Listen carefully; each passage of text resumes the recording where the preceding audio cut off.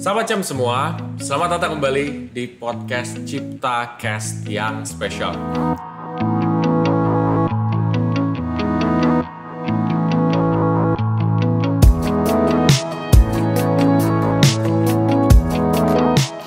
Jadi sebenarnya topik hari ini tuh topik yang sangat penting banget, dimana mungkin banyak orang di Indonesia juga yang mengalami hal ini, dimana ini adalah sandwich generation. Sandwich generation itu nggak mudah ya. Jangankan kita ngomongin keluar, untuk menghadapinya itu nggak mudah. Tapi kita tuh sebenarnya pengen untuk keluar daripada itu semua. Oleh karena itu hari ini Cipta Dana juga mengundang salah satu narasumber yang kayaknya capable banget dan bagus banget nih untuk ngejelasin ini, yaitu Ibu Alin. Selamat siang Ibu Alin. Halo Jason, halo teman-teman Cipta Cash semuanya. Oke, iya. Jadi gini Bu, kita nih pengen bahas soal sandwich generation. Ini mendingan aku bilangnya ibu aja atau mungkin kakak nih, lebih nyaman nih? Kakak, cici, ibu, mbak, fine with me. Alin aja juga nggak apa-apa. Oke, ya udah kakak aja kali ya. Boleh. Ya jadi gini, Kak Alin, kan sebenarnya generasi sandwich itu seperti apa sih menurut kalian dulu deh, mungkin dari awal. Oke, jadi definisinya sandwich generation nih ya. Sandwich generation itu intinya adalah seorang individu yang menanggung hidup generasi di atasnya dan generasi di bawahnya. Jadi secara umum itu berarti menanggung orang tua dan menanggung anak kayak gitu. Tapi ada beberapa jenis lagi nih dari sisi sandwich generation. Traditional sandwich generation yang tadi aku udah jelasin, misalnya seorang individu nanggung orang tuanya, nanggung anaknya. Kemudian ada yang namanya club sandwich generation. Ini mungkin yang lebih berat ya. Biasanya tuh mereka usianya lebih berumur lah ya, karena mereka tuh nanggung misalnya gak cuma orang tua, anak, tapi kadang-kadang plus cucu, kadang-kadang plus ponakan kayak gitu. Jadi tuh lebih banyak tanggungannya kalau yang club sandwich generation. Dan kemudian ini yang mungkin banyak terjadi di anak-anak generasi terbaru saat ini, Gen Z ya. Jadi mereka belum punya anak, belum punya tanggungan di bawahnya. Mungkin mereka masih single atau married with no kids, tapi nanggung orang tua atau saudara kayak gitu. Open face sandwich generation. Jadi ada dua tipe ya Kak ya, kalau bisa aku simpulin. Jadi yang pertama itu adalah yang tradisional, yang kayak dia hanya nanggung orang tuanya dan anaknya. Terus ada juga yang memang banyak yang dia tanggung sebenarnya. Nah di situ aku pengen tahu, kalau misalkan ini tuh sebenarnya karena apa ya bisa terjadi sandwich generation ini? Apakah memang dari generasi sebelumnya dia tidak prepare atau dia tidak memerhatikan keuangan, atau memang siklusnya aja, kayak misalnya dia lagi sial aja, orang tuanya tiba-tiba susah terus akhirnya jadi begitu? Gimana menurut kakak? Jadi sebenarnya mungkin zaman-zaman dulu, generasi-generasi dulu memang adalah sebuah kewajiban atau sebuah kebiasaan untuk seorang anak atau individu menanggung orang tuanya. Kayak gitu kan. Cuma seiring kita diperkenalkan dengan literasi keuangan, akhirnya kita tahu, oh ada istilahnya loh. Dan harusnya tuh nggak seperti ini loh. Tapi sebenarnya berdasarkan survei dari Pew Research Center di Amerika Serikat, sebenarnya mayoritas orang tuh menganggap menanggung orang tua tuh sebenarnya adalah sebuah tanggung jawab. Jadi sebenarnya kita tuh mayoritas nih kalau ditanya, nanggung orang tua tanggung jawab gak? Kita akan jawab probably iya, nanggung orang tua itu adalah tanggung jawab kayak gitu. Cuma sekarang kita jadi tahu aja ini tuh labelnya atau namanya tuh sandwich generation loh, apa yang kita alami ini. Dan mungkin sebenarnya sandwich generation ini dialami oleh orang tua saya, dialami oleh kakek saya, dimana dia nanggung saudara-saudaranya dulu, orang tuanya dulu. Ayah saya juga seperti itu dan sekarang berlanjut ke saya. Cuma sekarang kita jadi lebih aware aja kan. Oh ini tuh namanya sandwich generation loh. Dan ini tuh seharusnya nggak seperti ini loh. Jadi kita ada punya drive dari diri kita bahwa ini tuh harus berakhir di generasi saya kayak gitu. Anak saya nggak harus ngalamin apa yang saya alamin. Jadi ada drive seperti itu di generasi saat ini kalau menurut saya sih. Oh gitu, jadi memang itu sudah terpola dari generasi-generasi sebelumnya. Iya, betul. Dan kenapa itu terjadi? Karena kita waktu itu, orang-orang zaman dulu mungkin, atau orang zaman sekarang gak ngerasa harus nyiapin dana pensiun. Gak harus ngerasa punya proteksi kesehatan. Merasa bahwa adalah sebuah kelaziman untuk anak tuh berbakti sama orang tuanya. Kan kamu sudah saya lahirin, sudah saya besarin. Kayak resources saya, sumber daya saya uang saya itu larinya buat kamu. Minta balikin ya gitu. Iya, ya. masih ada mindset yang kayak gitu. Atau juga sebenarnya nggak sengaja, sebenarnya orang tuanya tuh sadar harus nyiapin dana pensiun, tapi mungkin mereka ngerasa mereka punya waktu yang panjang dan mereka akan masih ada waktu yang lama lah, jadi kayak tuh mungkin di tengah-tengah bisa jadi kendor kayak gitu loh. Misalnya sebenarnya kan namanya persiapan pensiun tuh maraton ya. Maraton. Jadi kita tuh nggak boleh lengah gitu. Misalnya dari seseorang yang misalnya tadinya hidup dengan kemiskinan, pada satu titik mereka berhasil mencapai kekayaan level tertentu menurut standar masyarakat. Mereka punya rumah sendiri, punya rumah kedua, punya mobil segala macam. Lalu mereka terlena kayak gitu loh. Terlena atau misalnya salah ambil keputusan keuangan yang fatal. Berakhir bencana, boleh dalam tanda petik kayak gitu ya. Jadi dana pensiunnya yang harusnya menurut teori tadinya akan siap mereka pakai pada saat mereka pensiun, akhirnya jadi nggak siap kayak gitu. Nah itu yang terjadi pada orang tua saya. At certain level in their life mereka tuh successful, punya beberapa rumah segala macam. Tapi ada satu titik di mana mereka misalnya kena investasi yang bodong dan itu bikin situasinya berubah 180 derajat. Jadi ya itu, jadi yang perlu kita ingat bahwa persiapan pensiun it's a long term play, long term game, itu maraton. Jadi kita nggak boleh istilahnya lengah, dan juga berarti keamanan aset itu adalah yang utama lebih daripada mengejar return atau imbal hasil. Keamanan aset itu jauh lebih penting ya. Iya.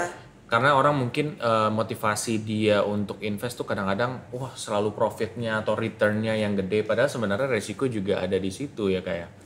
Iya betul, apalagi misalnya seorang generasi sandwich, dia kan ngerasa terhimpit.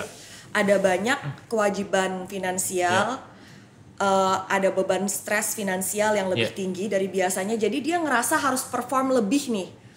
Gak cuma untuk dirinya sendiri dalam mencari uang atau mencari nafkah, tapi juga dalam hal misalnya pertumbuhan asetnya. Jadi dia ngerasa pressured. Kebanyakan yang ditanggung. Iya, aku tuh harus returnnya tuh lebih daripada benchmark kayak gitu. Akhirnya taking unnecessary risk kayak gitu.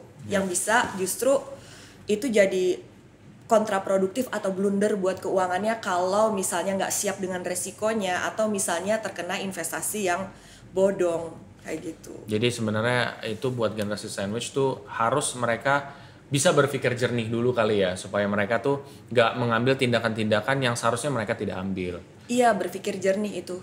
Nah kalau misalkan sekarang kalau imbasnya gimana Kak? Misalkan kita kan namanya nanggung generasi sebelum, kita ini juga punya keluarga nih. Iya betul. Saya udah punya istri, udah punya anak, atau sebaliknya. Iya. Tapi itu gimana? Kadang-kadang kan mungkin ada pengeluaran-pengeluaran dadakan dan kita udah punya kewajiban untuk nanggung di atas. Itu gimana menurut Kakak? Imbasnya gimana?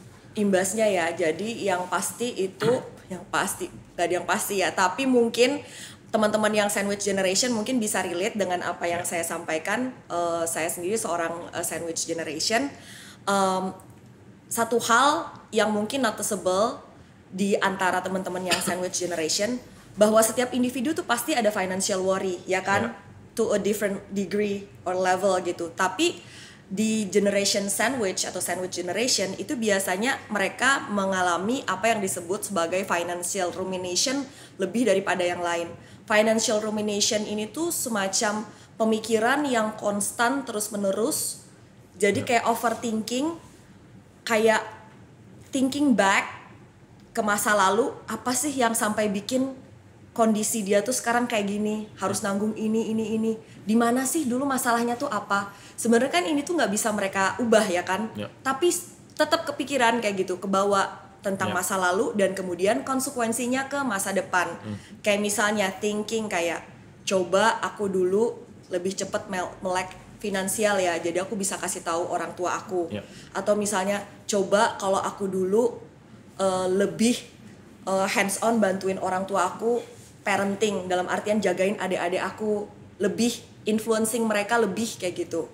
Karena kan mungkin orang tua nggak ke-handle waktunya untuk adik-adik aku, jadi harusnya aku lebih involve hands on atau kayak gitulah. Atau misalnya harusnya aku begini ya, jadi so many kayak what if harusnya aku kayak gini ya, kayak gitu. Dan kemudian financial rumination tuh juga mikirin tadi selain worry about the past, present, future-nya juga dia mikirin konsekuensinya. Kayak misalnya, oh aku sampai kapan ya harus nanggung saudara-saudaraku kayak gini. Setelah nanggung orang tua, selesai, abis itu nanggung saudara-saudara. Nanti saudara menikah punya ponakan, gimana kalau mereka nggak capable ngatur kehidupan mereka. Saya harus bertanggung jawab sama ponakan ini sampai kapan. Kemudian nanti anak saya bisa nggak ya sekolah, atau saya bisa nggak ya kayak mengakomodasi apa yang menjadi cita-cita anak saya. Jadi tuh pikirannya tuh panjang. Ini tuh namanya financial rumination. Nah pada anak-anak sandwich generation ini tuh lebih levelnya tuh lebih dalam. Itu sih, that's what I feel. Kemudian impact lain adalah adanya mungkin delay atau obstruction, penundaan atau mungkin rintangan-rintangan along the way. Saat kita menyiapkan masa depan kita, misalnya kita punya goal untuk menyiapkan dana pendidikan untuk anak, kita itu nggak bisa sesuai teori kayak gini karena along the way tiba-tiba ada saudara yang butuh apa, ada ponakan yang kenapa, ada orang tua yang apa, jadi itu kayak kita tuh harus siap sedia untuk kondisi emergency. Jadi itu sih yang paling tidak dirasakan impact-nya. Jadi memang ujiannya banyak ya kalau untuk sandwich generation. Nah menurut kakak sendiri, kalau misalkan plus minusnya apa kak? Karena kan sebenarnya mungkin orang akan nganggap bahwa oh ya minusnya begini, tapi itu plusnya apa? Aku pun juga sebenarnya sandwich generation ya, tapi aku pengen nyari plusnya apa? Mungkin dia pribadi kuat atau gimana kak? Menurut kakak? Kalau kayak buat sandwich generation ya, jadi aku lihat efeknya beda-beda ke tiap orang. Ada yang dia kuat mentalnya, jadi dia tuh bisa handle it well tanpa mengganggu mental well-being dia. Tapi ada juga yang nggak sekuat itu dia gitu. Dan ini bukan berarti gimana-gimana ya, setiap orang kan beda-beda ya. Cara dia merespons tekanan dalam hidup, kejadian dalam hidup kayak gitu. Ada yang ujungnya dia jadi kayak psikosomatis, fisiknya sakit, tidak sehat karena nggak ya ada beban ini yang dia nggak bisa atasi. Tapi ada juga yang secara fisik dia kuat, secara mental dia kuat, dan kalau misalnya itu bisa disebut sebagai sebuah hikmah atau berkah adalah dia pastinya lebih resilient dan lebih resourceful. Artinya dia tuh kalau mentok satu dia nggak akan stop di situ, dia cari lagi. Jadi kayak nggak gampang nyerah karena dia tahu kayak kalau dia nyerah tuh ada banyak hidup di belakangnya dia tuh yang bakalan terganggu kayak gitu. Jadi dia yang pasti akan lebih resilient satu, kemudian dia juga akan lebih kayak aku nggak boleh gagal, there's no room for failure.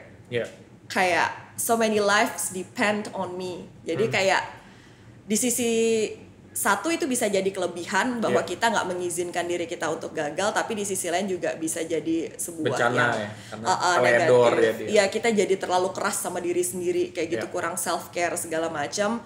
Kemudian ini tuh bukan pluses ya, tapi at least ada satu hasil riset yang bikin aku sebagai seorang sandwich generation tuh merasa ini tuh uplifting hasil research ini. Jadi namanya Pew Research Center di Amerika Serikat tuh secara reguler melakukan survei atau studi terhadap sandwich generation, dan dia menanyakan ke yang sandwich generation dan bukan sandwich generation level of happiness. Jadi ini berdasarkan how you assess your own level of happiness kan. Nah dia tanya nih, ternyata antara yang sandwich dengan yang tidak tuh level of happiness-nya kurang lebih sama. This is good news kan buat sandwich generation kayak gitu. Jadi dia tanya kayak gitu kan. Jadi hasilnya adalah orang dewasa yang bukan sandwich generation ngaku 28% sangat happy dengan hidupnya, 51% lumayan happy. Ini yang bukan sandwich generation ya. Kemudian yang sandwich generation itu bilang 31% lebih tinggi loh. Happy, very happy dengan hidupnya, dan 52% lumayan happy. Not so bad, berarti so-so lah kurang lebih, berarti sandwich generation. Berarti ini tergantung sama sandwichnya sendiri kan. Jadi yang paling penting sebagai sandwich generation adalah acceptance. Ya kan? Ini adalah bagian dari kehidupan saya dan ada rencana yang indah di balik ini, apapun itu yang mungkin sekarang saya belum bisa pahami. Kemudian adalah kita tapi juga harus tahu limit ya. Dalam artian harus tahu prioritas dan limit. Misalnya saya menanggung dulu kedua orang tua plus 3 adik. Orang tua berpulang menanggung 3 adik plus 1 ponakan sekarang karena udah ada yang menikah adik saya. Plus anak saya. Siapa yang saya prioritasin? Anak dulu. Jadi kita harus tahu prioritas kita dan habis itu kita set limit sampai mana kita akan membantu kayak gitu loh.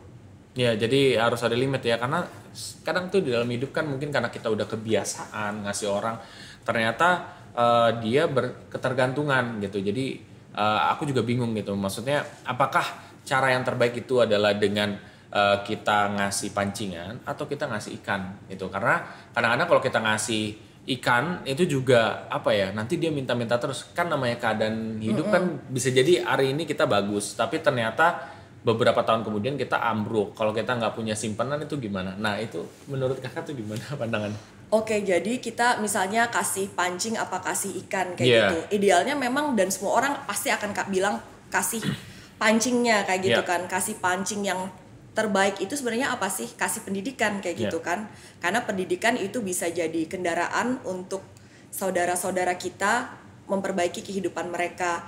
Kalau orang tua kasih pancingan berarti dimodalin bisnis nih. Kayak gitu kan. Nah, tapi itu balik lagi ke individunya. Kalau mereka dikasih pancingan, mereka bisa amanah nggak mengelolanya. Kalau enggak kan namanya pancingan tuh berarti kan kita kasih di depan gede tuh. Kalau misalnya kita kasih ikan kan berarti kecil-kecil, ngirit, seret. Kalau kasih pancingan kan gede, brok. Kalau mereka gagal gimana? Kasih pancingan lain lagi, gede lagi nih. Nah itu juga pertimbangan yang perlu dilakukan ya. Harus ada limitnya mungkin. Iya, harus ada pertimbangannya, yang mana paling mungkin mereka kerjain, yang paling visible, yang mana paling mungkin mereka konsisten dan itu nggak jauh dari kehidupan mereka kayak gitu. Kadang-kadang kan misalnya soal orang tua nih, kita mau ngasih pancingan gitu.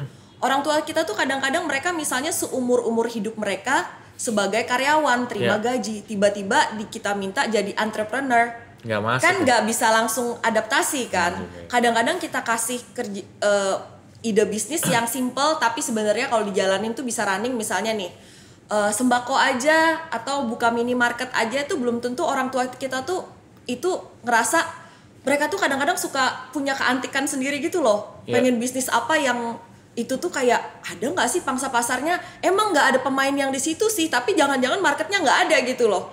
Itu real case ya yang dialami oleh orang-orang yang saya kenal kayak gitu. Kemudian kita misalnya ngasih pancingan ke saudara kita, berarti kita juga di situ tuh jadi kayak semacam buffer.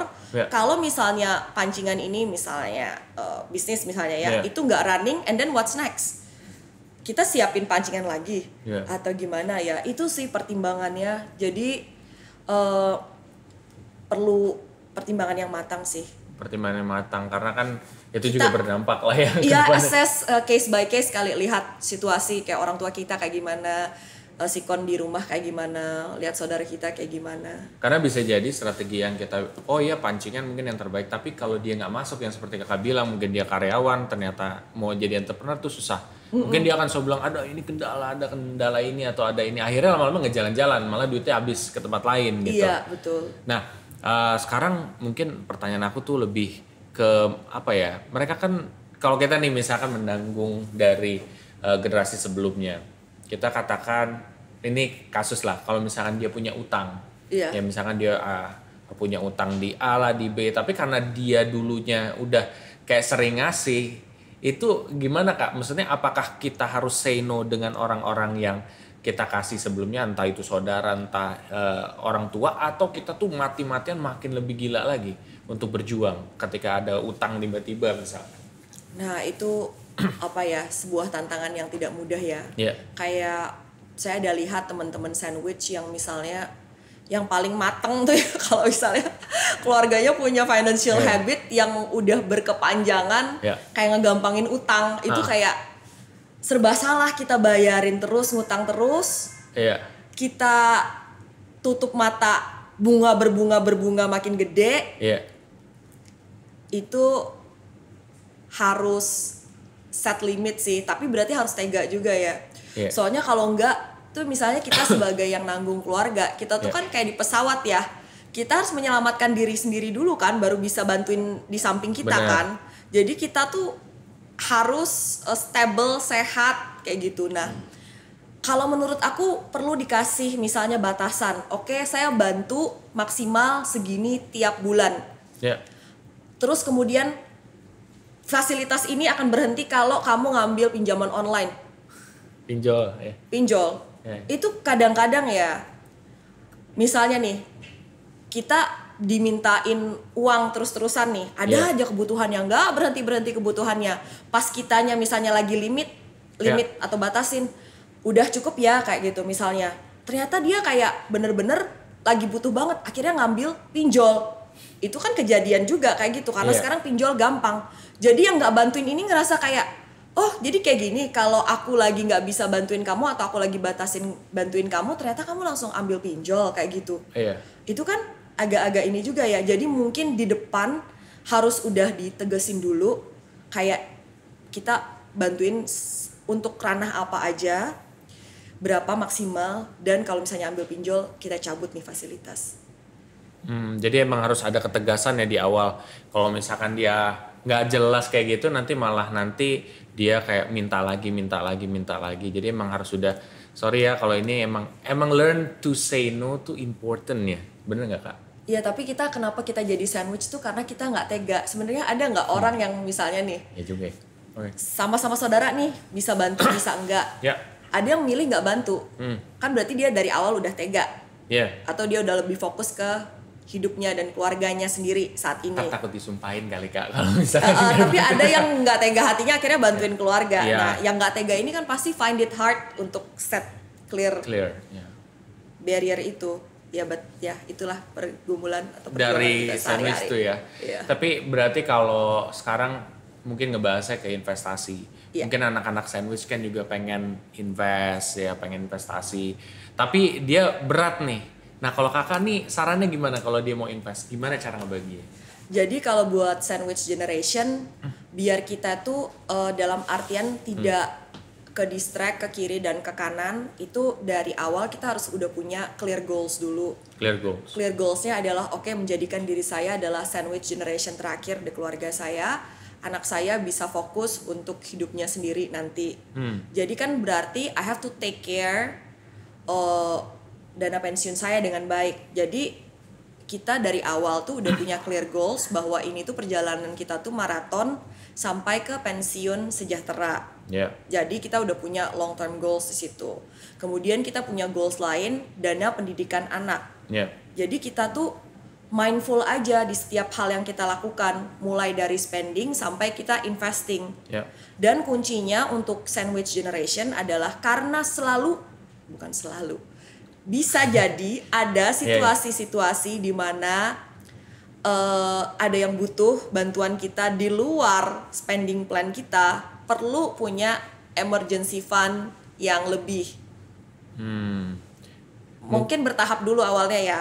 Soalnya kalau kita langsung goals gede, itu kita tuh bisa bikin tambah stres. Yeah. Karena kayak suddenly beban besar banget kayak gitu di kepala kan. Yeah. Jadi mungkin mulai dengan spending plan dialokasiin dulu. Yeah. Kayak gimana kita pengeluaran ini. Yeah. Kemudian kita aim dulu misalnya emergency fund 3 bulan.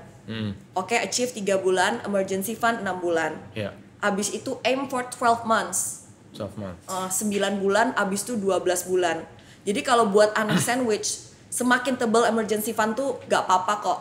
Not bad at all. Bisa ditaruh di reksadana pasar uang. Yeah. Untuk emergency fund. Oke. Karena ini kita bukan aim untuk imbal hasilnya, tapi kita butuh dia stabil nilainya. Ya, goalsnya harus di-set dulu, enggak apakah volatile. dia return ataukah dia memang untuk stable. Iya. Setelah kita udah amanin yang emergency fund, and then kita bisa start untuk invest yang goal-goal kita, baik yang short term goal, kemudian yang medium long term goal. Ya. Iya, kayak gitu. Jadi kayak amanin dulu emergency fund. Karena kalau kita nggak punya bantalan emergency fund untuk kebutuhan keluarga yang kita tanggung, nanti kita namanya invest itu kan compounding effect ya. Yep. Dan untuk compounding effect works effectively, itu kan kita harus kasih jangka waktu yang panjang dan uninterrupted. Jadi artinya nggak boleh nih masukin ke investasi, tarik lagi, masukin investasi. Harusnya kita itu uninterrupted untuk compounding effects-nya bekerja dengan maksimal kayak gitu kan.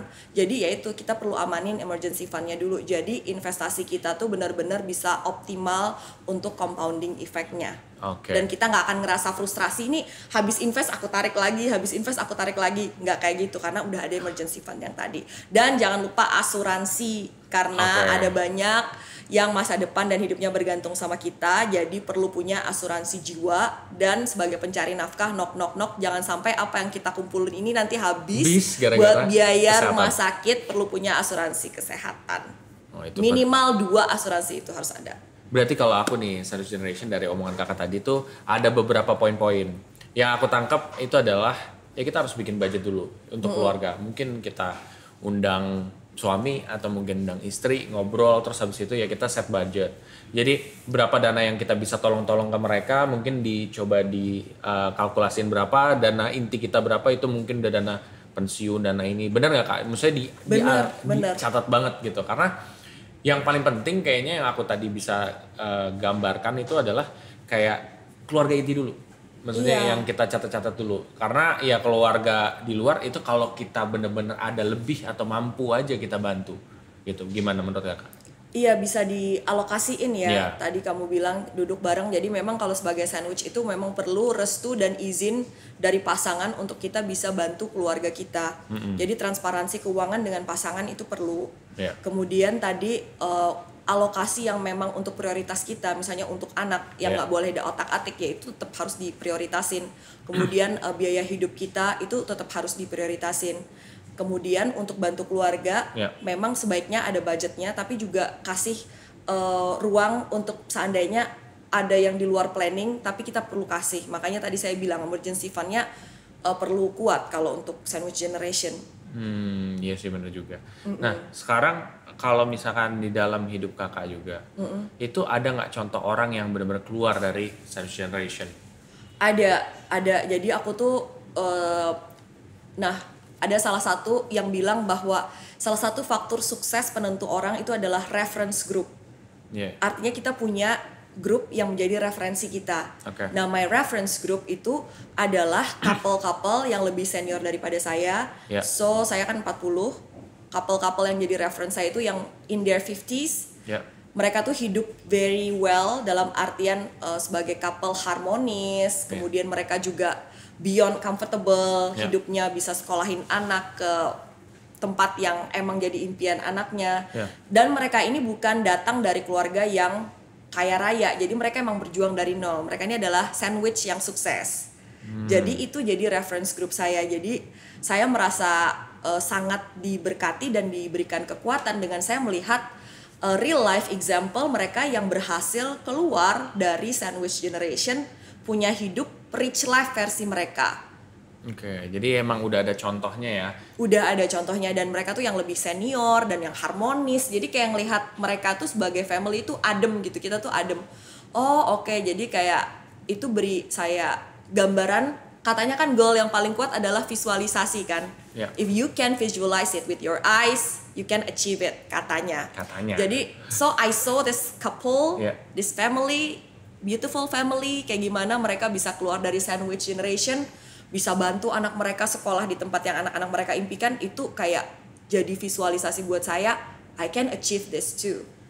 Jadi kakak tuh sebenarnya juga melihat gambaran dari orang lain, mungkin itu lebih, kan ada orang yang mungkin belajar dari 2 aspek lah. Satu, emang dia mungkin dari pendidikan dia, atau mungkin kedua dari lingkungannya dia. Mungkin kakak, aku nggak tahu ya, ini mungkin bisa kakak ini benerin atau enggak, mungkin dari lingkungan lebih berpengaruh, karena mungkin keseharian atau apa, walaupun mungkin kakak juga dari literasinya juga kenceng. Menurut Kak Alin gimana? Both ways sih, dari literasi, kemudian juga dari apa yang kita lihat. Jadi salah satu hal yang aku pelajari sebagai sandwich generation, kita tuh nggak cuma harus kuat di literasi finansial, tapi kita juga harus kuat di transformasi habit. Ya. Jadi gimana kayak trauma finansial tuh bukan bikin kita tuh tambah tenggelam Ya. ke dasar laut kayak gitu atau semakin pesimistis sama hidup, tapi gimana kita tuh bisa balancing itu semua jadi kejadian-kejadian di masa lalu tuh menjadikan pelajaran dan jadi kekuatan. Jadi kita tuh perlu banyak-banyak juga asupan kayak mindfulness gitu loh. Jadi biar kita tuh istilahnya meskipun ada banyak beban finansial, gimana kita tuh tetap bisa hidup dengan penuh syukur, bisa menikmati hidup juga kayak gitu, tapi juga kita merencanakan masa depan juga dengan baik. Jadi tidak tenggelam dalam keputusasaan gitu. Jadi tetap kayak bisa balance lah. Kita bisa punya well-being kayak gitu loh. Hidupnya jadi harus bisa dibalancein semuanya. Iya, soalnya kayak kita tuh cobaannya nggak cuma uang sih, tapi juga gimana biar kita tuh secara mental tuh tetap sehat dan positif gitu. Paham sih. Nah sekarang kalau misalkan kakak nih di kamera sini kan juga kakak bisa ngomong kalau misalkan buat sahabat Cam yang mungkin sandwich generation, kira-kira ada nggak pesan-pesan kakak nih buat mereka, atau mungkin kakak kan selaku sandwich generation itu pesannya mungkin ke anak apa supaya nggak terjadi hal yang sama? Boleh. Oke, jadi aku mau quote dulu riset dari Kompas. Pada tahun 2022 itu disebutin 56 juta angkatan produktif di Indonesia itu adalah sandwich generation. Yang paling banyak itu generasi milenial. Tapi yang Gen Z pun ternyata sudah ada yang menjadi sandwich generation meskipun mereka belum keluarga, karena mereka sudah menanggung orang tua atau saudara-saudara mereka. Sekitar 16% nih yang Gen Z jadi sandwich generation, sementara yang generasi milenial itu sekitar 43,6%, jadi hampir 44%. Gimana caranya kita supaya sama-sama memutus mata rantai sandwich generation? Itu yang pasti kita harus punya dana pensiun yang bisa mengcover biaya hidup kita. Dan besaran dana pensiun yang dibutuhkan itu sangat tergantung pada gaya hidup kita saat ini. Kalau gaya hidup kita sederhana, angkanya nggak akan segede, sefantastis punya orang-orang.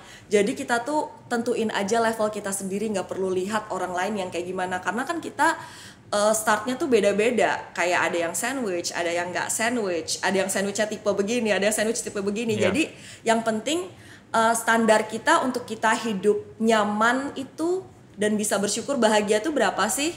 Nah itu nanti kita jadi punya angka berapa yang harus kita achieve pada saat kita pensiun.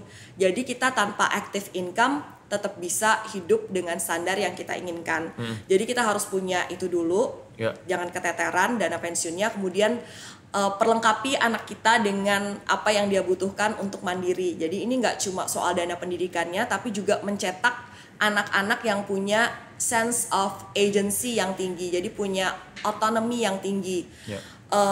Banyak kenapa ada orang-orang dewasa yang menjadi beban bagi orang dewasa lainnya, itu karena produk parenting yang boleh dikatakan kurang mindful.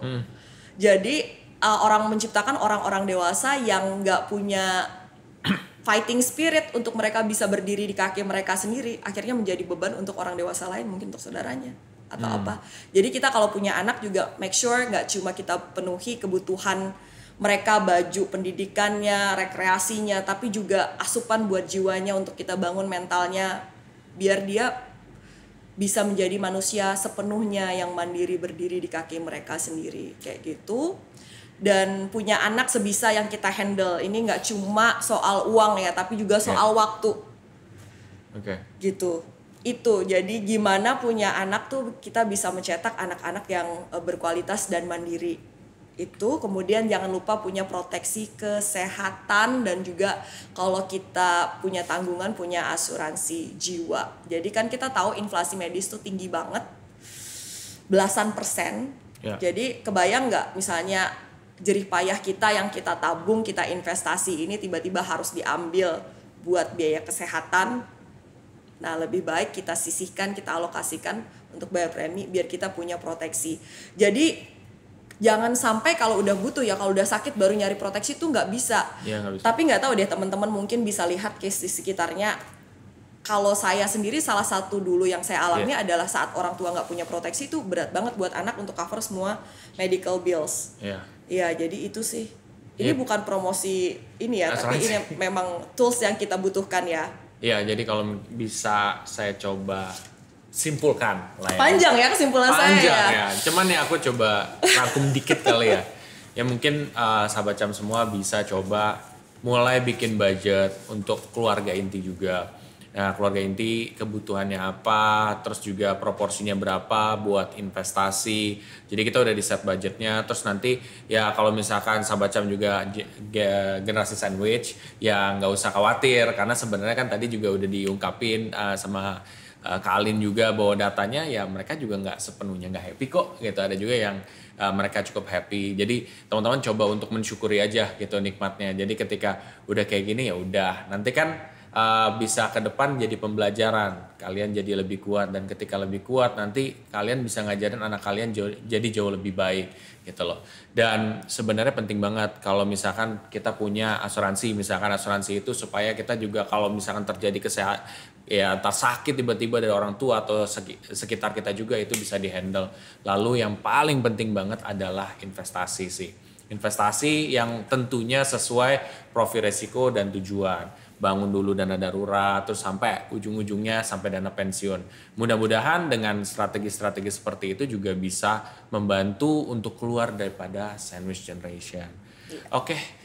Itu aja Mbak Alin dari saya pribadi. Terima kasih juga udah hadir di Cipta dan Aset Management. Oke sahabat Cam, itu aja. Bila mana sahabat Cam setelah ini ingin follow sosial media dari Cipta dan Aset Management, cek aja di kolom deskripsi di bawah ini. Dan yang mau invest juga bisa cek di kolom deskripsi di bawah ini. Invest yang aman. Betul, sampai jumpa.